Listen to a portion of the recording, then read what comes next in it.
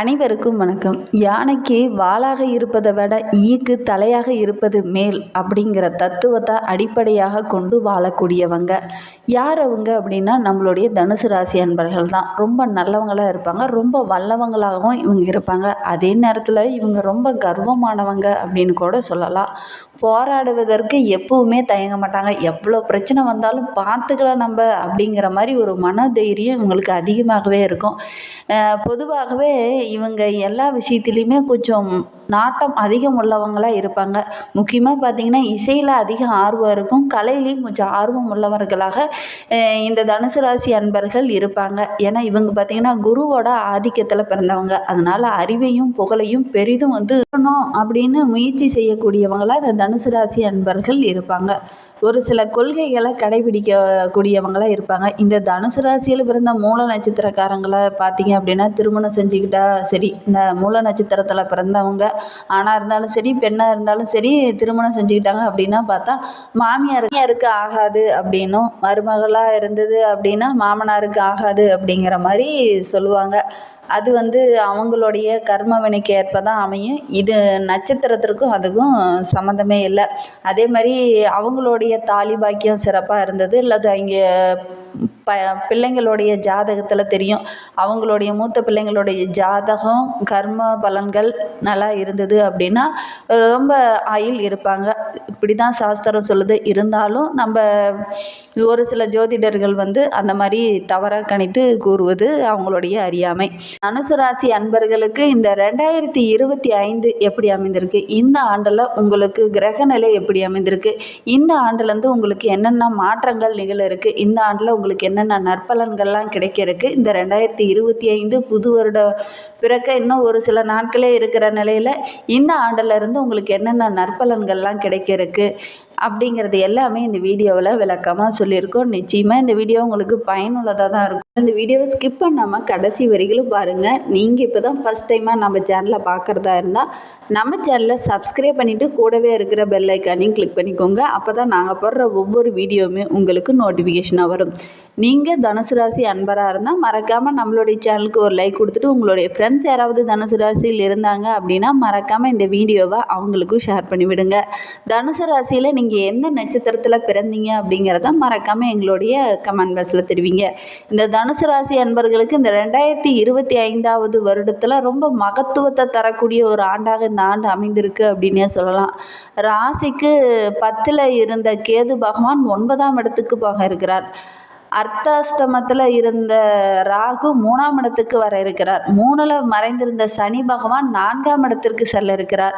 அர்த்தாஷ்டம சனி ஆரம்பிக்கும் போது உங்களுடைய மனநிலையில் கொஞ்சம் மன சஞ்சலம் இந்த மாதிரி ஏதாவது ஏற்படுவதற்கான ஒரு சூழ்நிலை இருக்குது. கவலையோ மனது ஒரு படபடன்னு ஒரு சூழ்நிலையோ இந்த டைமில் ஏற்படும். பயப்பட வேண்டாம், கவனமாக இருங்க. அர்த்தாஷ்டம சனி அமரக்கூடிய இந்த காலகட்டத்தில் பார்த்தீங்கன்னா உங்களுடைய ராசிநாதன் இருக்கக்கூடிய குரு பகவான் 6வது இடத்துல இருந்து 7ஆம் இடத்திற்கு பயிற்சியாக இருக்கிறார். அதனால் நீங்கள் பயப்படுற அளவுக்கு பெரிய பாதிப்பு எதுவும் இந்த ஆண்டில் இருக்காது.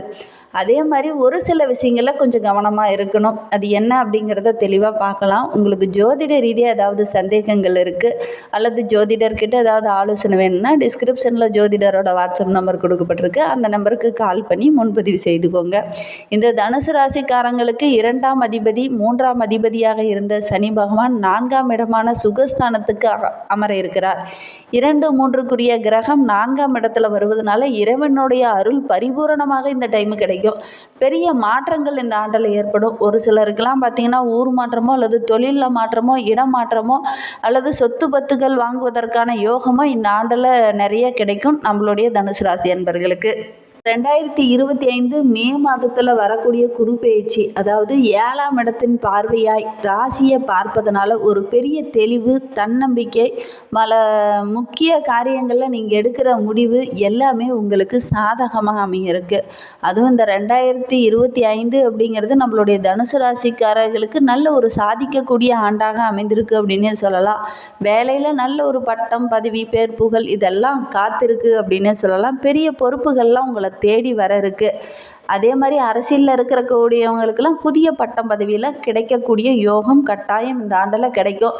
அதே மாதிரி வேலையில் இருக்கிறவங்களுக்கு பார்த்திங்கன்னா எதிர்பார்த்தபடி நல்ல ஒரு மாற்றம், நல்ல ஒரு பதவி உயர்வு அதெல்லாம் கிடைக்கக்கூடிய ஒரு யோகம் இருக்குது. படித்துட்டு வேலை இல்லையே அப்படின்னு கவலைப்பட்டுட்டு இருந்த இந்த தனுசு ராசி அன்பர்களுக்கெல்லாம் இந்த ஆண்டு நல்ல ஒரு சம்பளத்தில் நல்ல ஒரு வேலை கிடைக்கும். தொழிலில் முதலீடு செய்வீங்க.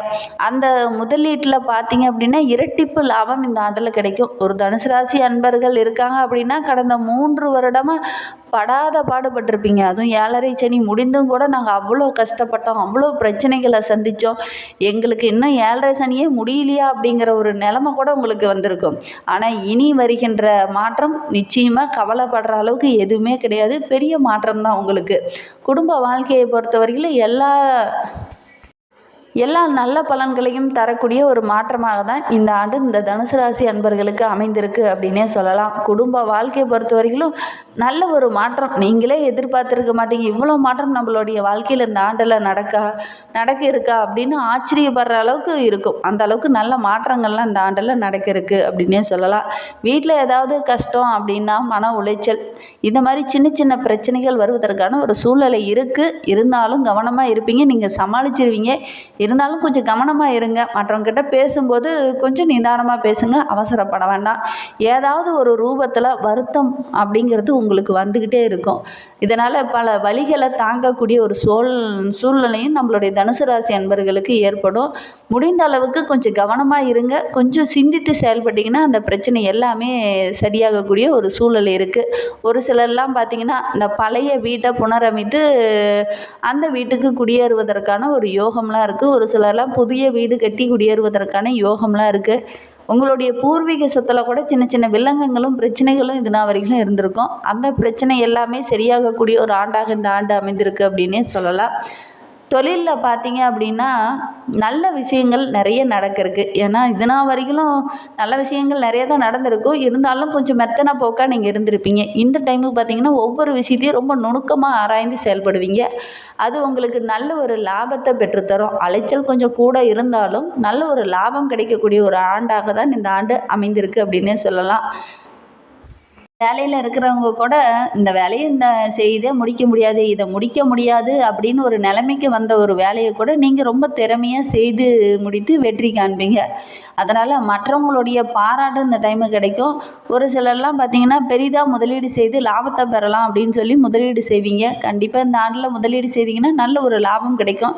திருமண வயதில் இருக்கிற ஆண் பெண் இருபாலருமே பார்த்திங்கன்னா இந்த மே மாதத்துக்கு பிறகு வரன் தேடினீங்க அப்படின்னா கண்டிப்பாக நல்ல ஒரு வரன் அமையும். திருமண வயதில் இருக்கிற ஆணாக இருந்தாலும் சரி, பெண்ணாக இருந்தாலும் சரி, இந்த மே மாதத்துக்கு அப்புறம் நீங்கள் முயற்சி பண்ணிங்கன்னா திருமண வரலாம் கூடி வர இருக்குது. திருமண யோகமும் கூடி வரும். கண்டிப்பாக நீங்கள் அதுக்கப்புறம் செய்யலாம். அதே மாதிரி காதலர்களாக இருந்தால் ஒரு சிலருக்கெல்லாம் சின்ன சின்ன பிரச்சனை காரணமாக பிரிஞ்சு கூட ஒரு சிலர்லாம் இருந்திருப்பீங்க. இந்த மே மாதத்துக்கு அப்புறம் முயற்சி பண்ணிங்கன்னா திருமணம் போன்ற பேச்சுவார்த்தைகளை நடைபெறத்துக்கான ஒரு சூழ்நிலை இருக்குது.